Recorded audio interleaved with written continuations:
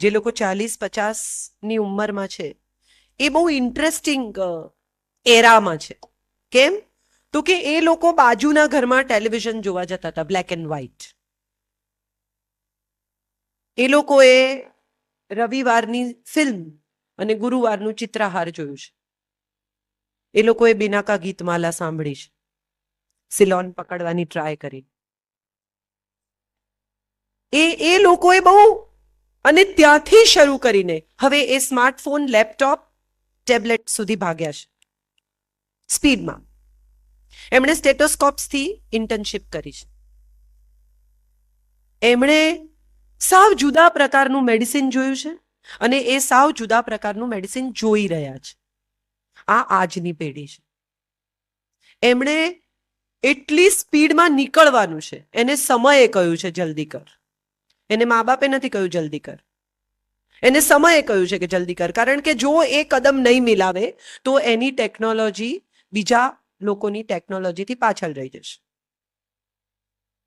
Caesarean ઓપરેશનનું બિકિની cut એ અમુક doctors ને હવે ખબર પડી છે. અમેરિકાથી જ્યારે આ બિકિની કટ આવ્યો ત્યારે એ આખી એક નવી ટ્રેન્ડ લઈને આવે. ઊભો કટ નહીં મૂકવાનો. કેમ? તો કે સાડી લો વેસ્ટ પહેરવી હોય તો ન દેખાય. આખો થોટ જ નવેસરથી આવ્યો કે લો વેસ્ટ સાડી જ નવેસરથી આવી. સ્ટ્રેચ માર્ક્સ ન રહેવા જોઈએ. આ આખી એક નવો કોન્સેપ્ટ દાખલ થયો. લાઇપોસક્શન નવું આવ્યું, ટમી ટકીન નવું આવ્યું. અને આ બધું જો નહીં થઈ શકે તો ક્યાંક કશુંક ખૂટશે પ્રેક્ટિસમાં, પેશન્સમાં અને સાથે સાથે પરિવાર. કારણ કે બાકીના લોકો આગળ નીકળી ગયા છે. બહુ બહુ રસપ્રદ વિસ્તારમાંથી આપણે પસાર થઈ રહ્યા છે. બહુ રસપ્રદ ટ્રાન્ઝિશન છે સમયનું, સંબંધોનું અને વ્યવસાય. સંબંધોનું એટલા માટે કે જો એ આ ટેકનોલોજી સાથે કદમ નહીં મિલાવે, જો એ આટલો સમય પોતાના વ્યવસાયને નહીં આપે તો એ વ્યવસાયમાં ક્યાંક પાછળ પડશે. અને જો એ આટલો સમય એના વ્યવસાયને આપશે, જો એ સતત એના વ્યવસાય સાથે જોડાયેલા રહેશે, જો સતત અપડેટ થતા રહેશે, જો સતત મહેનત કરતા રહેશે તો એના પરિવારમાં ક્યાંક કશું ખૂટી જશે. આખો દિવસ તમે તો ત્યાં જો છો. આવું બહુ શાંતિથી પત્ની કહી શકે. અથવા જો પત્ની આ પ્રકારની એમ્બિશિયસ હોય, ટેકનોલોજી સાથે જોડાવા માંગતી હોય, બહુ મહેનત કરતી હોય તો એણે પણ આ સાંભળવું પડે છે. આજથી થોડા વર્ષો પહેલા સુધી સ્ત્રીની કારકિર્દી એવો શબ્દ કોઈએ સાંભળ્યો જ ન. ડોક્ટર, એન્જિનિયર હોય. અમારે મારો એક મિત્ર છે વત્સલ પટેલે કે અમારે આખી એન્જિનિયરિંગ કોલેજમાં 3 છોકરીઓ હોય, એટલે 3 જ છોકરીઓ આખી બેચમાં હોય, બાકીના છોકરાઓ જ હોય. આજે એન્જિનિયરિંગ કોલેજમાં અડધો અડધ અથવા 60% છોકરીઓ છે. સિવિલ એન્જિનિયરિંગ કરે છે છોકરીઓ, ઓર્થોપેડિકમાં જાય છે છોકરીઓ. પહેલા ઓર્થોપેડિક એ પુરુષોનો વ્યવસાય હતો. કોઈને એ દિશામાં કશું કરવાનો રસ જ નહોતો. સ્ત્રીઓ જનરલ સર્જન હોય જ નહીં એવી એક માનસિકતા હતી. હવે સ્ત્રીઓ જનરલ સર્જરીમાં જવા માંગે છે, કરવા માંગે છે. સ્ત્રીઓ માટે ઓફથલ્મોલોજી હોય, ઇમરજન્સી ના આવે, ગાયનેકોલોજી સિવાયના વિષયો જેમાં ઇમરજન્સી ના આવે સ્ત્રીઓ કરે. આવા ટ્રેન્ડમાંથી નીકળીને હવે there are doctors of every stage and every aspect and every little thing where women want to enter. The every area that men have achieved, women want to go there. Touch, feel, know, achieve, prove. And why not? So આને યુદ્ધ તરીકે જોવાને બદલે, અથવા આને સમોવડા થવાની એક ખેવના તરીકે જોવાને બદલે, અથવા આને હરીફાઈ તરીકે જોવાને બદલે, આવતીકાલની પેઢી આને એક નવા બદલાવ તરીકે જુએ છે. આજની પેઢીને હજી આમાં કશેક સમોવડા થવાની ગંધ આવે છે. આપણે આવતીકાલના લોકોને જોઈએ, યંગ છોકરાઓને, તો એટલું એ લોકો પાસે ફ્રેન્ડશિપ વિશેનો જે ખ્યાલ છે એ કદાચ આપણે અચીવ જ નથી કરી શકે. આપણે મારા દીકરાને જ છોકરીઓ આવતી જતી હોય, 18 વર્ષનો છે અને અવર જવર કરતી હોય દીકરીઓ, બધી બીજી એની બહેનપણીઓને હું એમ કહું કે આ તારી ગર્લફ્રેન્ડ છે કે શટ અપ, જેટલી છોકરીઓ ઘેર આવે એટલી ગર્લફ્રેન્ડ થોડી હોય.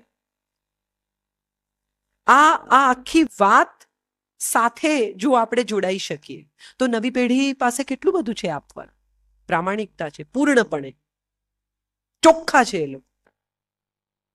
સિગરેટ પીતો હોય અને તમે એકાદ વાર એને પૂછી નાખો કે હે દીકરા સિગરેટ પીએ છે, સમટાઈમ્સ, આવું કહેતા એને સહેજ પણ ક્ષોભ નથી થતો, કારણ કે એ સત્ય બોલે છે.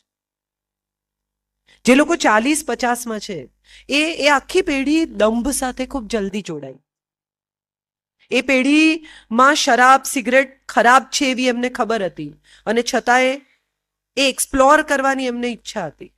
એટલે સંસ્કાર અને સુખ, સંસ્કાર અને સાહસ, સંસ્કાર અને સગવડની વચ્ચે ક્યાંક એ પેઢી ઝૂલતી રહી. મમ્મી પપ્પાને ખબર ના પડવી જોઈએ કે આપણે દારૂ પીએ છીએ. મમ્મી પપ્પાને ખબર હોય જ. આ દુનિયાના કોઈ મા બાપ એવા નથી કે જે એના છોકરાને ઓળખે નહીં.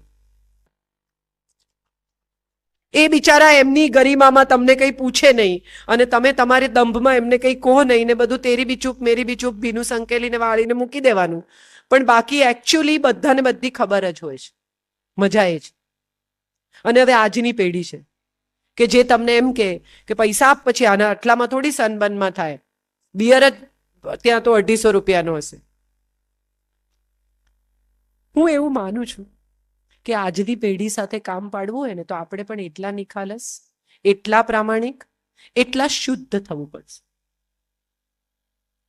આપણે આપણા છોકરાઓને એવું કહીએ છીએ કે તું સાચું બોલ, હું તને માફ કરી દઈશ. આ પહેલું વાક્ય આપણે એને કહીએ. જો બેટા, મમ્માને બધું સાચું કહેવાનું, પણ જો એણે ભૂલમાં તમને એમ કહ્યું કે મેં આજે સિગરેટ પીધી, બેટા સિગરેટ તે કઈ પછી જે ત્યાંથી શરૂ થાય,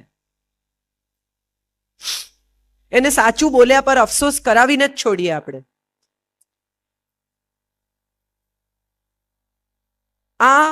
આ જે આખી મેન્ટાલિટી છે, આ જે આખી માનસિકતાઓના સ્તર છે, આમાં કોઈ ખરાબ નથી, કોઈ સારું નથી, બધા જ પોતાની જગ્યાએ સાચા છે.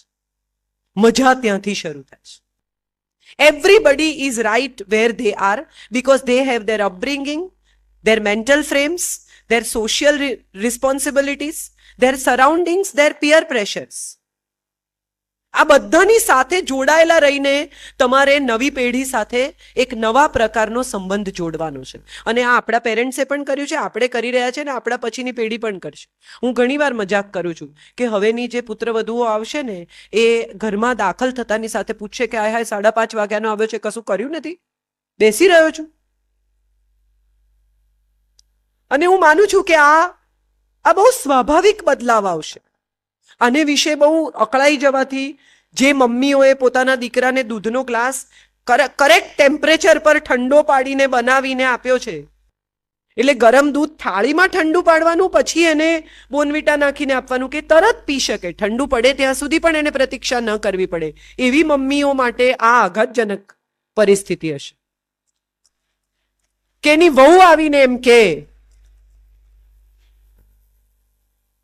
એની વહુ એક મારા પોતાના કઝિન, એનો દીકરો પરણ્યો કેનેડામાં, અને ઉત્સાહથી અહીંથી ગયા, અને એટલા આનંદથી આમ, કારણ કે એમના પત્ની નથી, મારા ભાભી નથી, સો હી થોટ કે હવે તો હું પાછો જ નહીં આવું, ને ફ્લેટ ભાડે આપી દીધો, ને બધું અહીંથી સંકેલીને કેનેડા ગયા, ને 3 મહિને પાછા આવી ગયા. સો આઈ વોઝ વન્ડરિંગ કે શું થયું એમ. એટલે કે ઘરમાં વહુ ચડ્ડી પહેરીને ફરે તો આપણાથી તો કંઈ જોવાય. પણ એ ભૂલી ગયા કે ચડ્ડી પહેરેલી એમની વહુ એમને ગરમ ગરમ રોટલી જમાડતી હતી. આપણી માન્યતાઓ કેટલી ગૂંચવાડા ભરેલી છે એ બહુ અગત્યનું છે. વહુ શું પહેરે છે એ અગત્યનું છે કે વહુ કેવી છે એ અગત્યનું છે. એને જે ગમે તે પહેરે, એની અંદર એ ઇમોશન છે કે ભાઈ આ અમારી સાથે રહે છે, એમને ગુજરાતી ખાવાનું ફાવે છે, તો સાંજના એક ટાઈમ એ છોકરી નોકરી કરતી કેનેડામાં 30 માઇલ ગાડી ચલાવીને પાછી આવીને પણ તમારે માટે ગુજરાતી રાંધે છે. Isn't that important? Or what is she wearing is more important. How are we looking at things? So probably all we need to do is clean our glasses and look at life little differently. એક પતિ પત્ની રોજ અગાશીમાં બેસીને પોતાની ગેલેરીમાં બેસીને ચા પીએ, અને પત્ની રોજ કે આ સામેવાળા છે ને બહુ ગંદા કપડાં ધુએ છે. એ જ સમયે સામેવાળાની પત્નીનો કપડાં સુકવવાનો અને આ બહેનનો ચા પીવાનો, એટલે રોજ કે આ યાર આ બાઈ કપડાં કેવા ગંદા ધુએ છે. પછી એક દિવસ એ લોકો ચા પીતા હતા અને પેલા બેને કપડાં સૂકવ્યા અને આમણે કહ્યું કે જો આજે કેટલા સરસ કપડાં ધોયા છે. એટલે પતિએ હસીને કહ્યું કે મેં આજે કાચ સાફ કર્યો છે.